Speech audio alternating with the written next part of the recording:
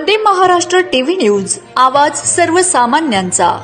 पेठ तालुक्यातील करवळपाडा या ठिकाणच्या मालकी हक्काच्या शेतजमिनीत दुसऱ्या शेतकऱ्याने जबरदस्तीने अतिक्रमण केल्याप्रकरणी न्याय मिळत नसल्याने अखेर जिल्हाधिकारी नाशिक यांना निवेदन। अर्जदार केशव सीताराम बोरसे, राहणार पायरपाडा, तालुका पेठ, जिल्हा नाशिक यांनी दिलेल्या तक्रारीत नमूद केल्याप्रकरणी माझ्या हक्काच्या शेतजमिनीत सामनेवाले अतिक्रमण करणारे विठ्ठल सीताराम जाधव, राहणार करवळपाडा, तालुका पेठ, जिल्हा नाशिक यांनी माझ्या गट नंबर 240 या जमिनीत जबरदस्तीने अतिक्रमण करून माझ्या हक्काचे शेत जमीन बळकावण्याचा प्रयत्न करीत आहेत।